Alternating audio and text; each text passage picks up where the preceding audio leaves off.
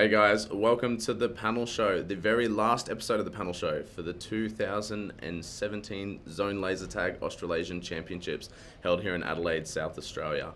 We have definitely saved the best for last. As usual, I'm joined by two rotating panel member guests.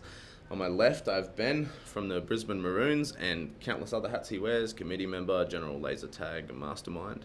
And on my right, I'm joined by Todd, straight over from the US. He's playing with the Darwin Dingoes, and he's going to share some experience and insights with what it's like over there. Thanks for joining me today, guys. Pleasure. Todd, tell us a bit about your background, how you got into laser tag and how you got into the competitive scene over there. Well, back in '95, Zone opened up, and that was my first birthday party. I was only 8 then, so I couldn't really travel around. Once I got around to 18 years old, I could travel. 05, 06, I could actually get out there and play some competitive laser tag. Finally got to my first Nats and kept on going. Now we got Worlds here. Over there, I mean, it is a little bit different compared to you guys. You guys have a very, very big amount of people compared to us. We're kind of slimming down more and more, hoping to grow a little bigger, but I'm hoping. When was the scene at its peak in the States? Probably back in the 90s when I wasn't around. Oh, really? Playing, yeah, that was all the most competitive you could see for laser tag over there. So. Okay. Well, in Australia, we have one major tournament a year in the Nationals. I understand in the USA, you guys will have multiple tournaments a year. Back in 2000, 2010, I mean, you could see anywhere from 4 to 5 to 6 tournaments a year, averaging 5 trophies maybe a tournament. So. Wow. But now we're only seeing maybe 1, 2. So, if that. Do you guys have any rules or regulations that govern the formation of teams and how teams come together? Are they site-based, or can you pretty much play with whoever you want? Pretty much gather your squad and go. Wow. Okay. So, and did you see a lot of mixed teams? Yeah. If you couldn't gather enough people, you'd go to another site and grab more people to actually form a team. So. Okay. Ben, you've grew up and started playing in Western Australia, where it was very different to the Eastern Coast style of laser tag. Tell us about that. Yeah, vastly different. So I started in the mid-90s, and we started leagues there. I started playing league there about 95, and we used to play one-handed for a start. We had 4-second deactivations, 2-second stuns, 4 shots per second. The way the arenas were set up, where there was a lot of barrels around on the floor, so we all wore knee pads. There was a lot of slipping and sliding. At one stage, we were allowed to jump, so the packs used to get hammered. We'd be jumping up against walls, scraping them down the walls. There was a lot of very fast movement, a lot of sprinting. It was extremely athletic, and it was when we first came and played in 2001 at the Nationals. It was a massive learning experience for us, having to adjust to play with the extra hand on the phaser. We literally didn't even know how to train for it. We'd never seen people play with 2 hands on the phaser when we first came over. So it was a big adjustment, but after playing the new game, obviously we made some players, when there's a big change, like a system change or a format change, some players slip off the radar and some players keep going, and fortunately enough, a lot of players kept going, and the scene's still very healthy there today. You talk about going to your first Nationals where everything was different. What was it like adjusting to a different rule set, and how did you guys go in your first Nationals? It was quite a challenge to begin with. We had to learn how to play two-handed, and we also had to learn how to cover. So there was covering rules back then. They said you can do anything you want with the pack, you can cover with your pack, but you just can't touch the clear plastics. So we had to learn the angles that your body needed to be on, and how to get your arm on a 45-degree angle across your chest, and all these little skills that we learned. So we started off a bit slow, and we trimmed our team back from 8 players back to a 5 by the end of the week. I think we came in to the first game in the Ascension, so we were down the bottom of the ladder, and we made our way through, and we ended up finaling and getting second. So there was a very strong scene in Western Australia in the mid-90s. We had a lot of teams. We knew how to play the game. Strategically, we were very advanced, and as we saw with the domination of the WA teams through the early 2000s, they always had a very strong scene. It was just the adjustment to the game style that sort of took us a little bit to get used to. We could talk about history all day and never get anywhere, but we are in the present. We are getting to the business end of the competition. Yesterday we did see the conclusion of the doubles and the triples event. We don't know the results yet, but we can look into that a little bit. Ben, you were in the doubles finals. Who else was in there, and what did you think of it? Doubles finals are always very, very difficult. You have 8 teams trying to get 3 bases, so you're often battling with 2 other pairs. It was, as usual, very hard. I heard a lot of denials happening throughout the game, especially that last game. It was literally denial after denial after denial. So I think the teams that got through, what do we have? We had yourself and myself were in there. We had Meerkat and Ninja, Hybrid and Rogue, Flash and Method, Wax and Husky, Four Eyes and Dark Passion, Gustus and Bakura, and Marky and Popeyes. We started against Hybrid and Rogue every game. Yep. And I think both of our teams did okay. They seem to have slipped under the radar a bit, and people are picking them as a potential trophy chance. On top of that, it was difficult to tell. Gustus and Bakura smashed it throughout the preliminary rounds. They were playing so well together. I didn't see a great deal of them in the final, however, so they'll be a dark horse as well. Now, Todd, unfortunately, you didn't make the triples finals. However, it was on a format you're probably more familiar with than the Australian finals. For those who don't know, triples was played in an elimination style with world settings. That's 1 shot per second and stuns. You have a certain amount of lives. When you run out of lives, you are eliminated. If you are eliminated, your score doesn't count. If you are not eliminated, your score counts and it goes off score. First of all, did you prefer to play that style of game as it's what you're more familiar with? Yeah, I enjoyed the 1 shot per second, and being stunned was amazing. Getting out of stuns was even better.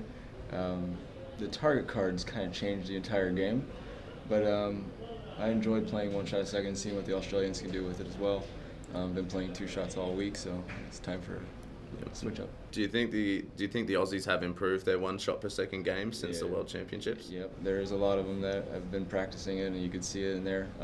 They know what to do when they're stunned, and they know how to get out of stuns as well now. So now that you've played a full competition on our Australian format, 2 shots a second with no stuns, how do you compare it, and do you maybe think that ours could be considered as good, or?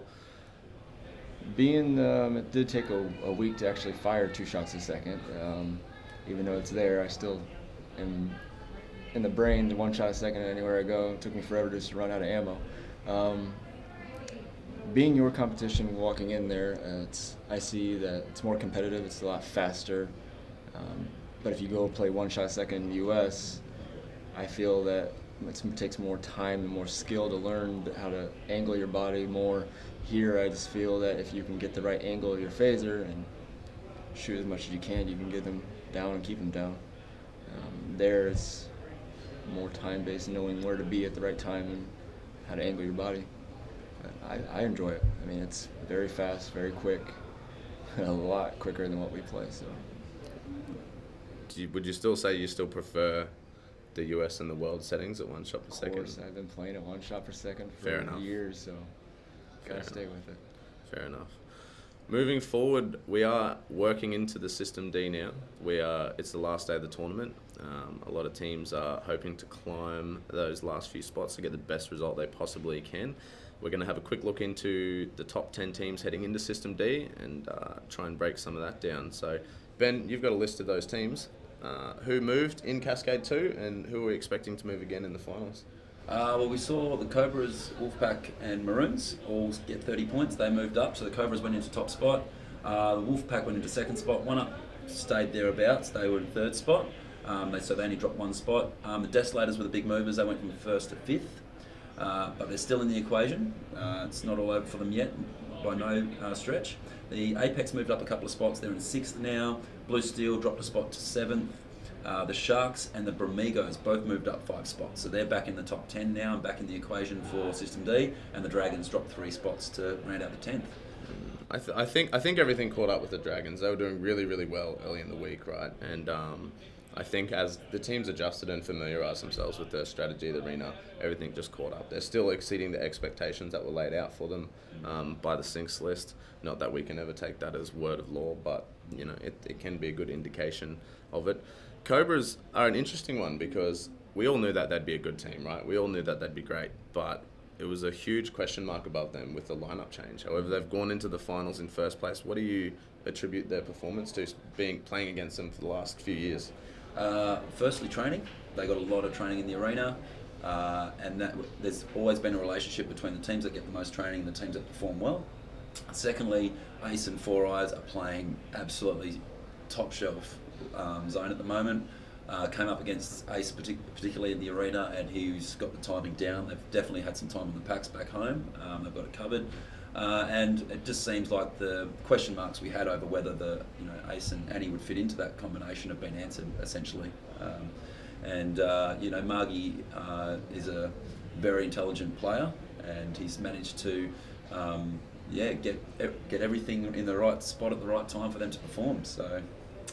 Desolators are the Desolators are the strong home team. They were sitting pretty comfortably towards the top end of the competition and had a rough Cascade 2, sliding down a few spots. It's actually something I wanted to talk to you about, Todd. Being a home team, at the Australian Nationals, you're always expected to do particularly well. In the US tournament scene, did home teams generally perform better than away teams with knowing that you can pick players up and create super teams out of players from different sites? Is there a home team advantage in the US like there is here? Yeah, there's definitely a home team advantage out there. There's a couple sites that if a stronger team comes in, they could take it, but the home site is definitely going to usually take it. So I think that just applies everywhere. Home site advantage is going to be something that we see all around the world. Yeah. Sharks and Bromigos, two teams that have stuck with each other, climbing and dropping throughout the Cascades. Sharks were predicted to do extremely well. Bromigos are sitting about where most people expected them to. Do you think the Sharks still have a chance to crack it into that top few, that top 3 or that top 4? It's really hard to say, to be honest. We didn't come up against them in Cascade 2, so we didn't see how they were getting their results. They would have had an easier draw in Cascade 2. Whether they've made the necessary adjustments to move up the ladder is yet to be seen. So, fortunately for them, they're in the equation now. They've given themselves the best shot they have of going up, but there's still a lot of questions to answer for them. We are going to wrap up because we all have very, very important games to go and play. But in closing, I'd just like to ask my 2 panel member guests who they think will be in the grand final. Well, I'm going to say you guys. It's been going all the way since I placed you in Worlds, and I only faced you once here, so I see you guys taking it. Desolators, I've seen them play it. They're pretty well. Also, one-up's monsters, so that could probably be the finals right there. So Maroons, Desolators, and 1-up. Yep. Ben, what do you think, mate? Well, I do think it'll be 3 of the top 5. That's my guess. It's very hard to pick, but I'm going to pick for a repeat of 2016. Wolfpack, Maroons, and Cobras. Wow.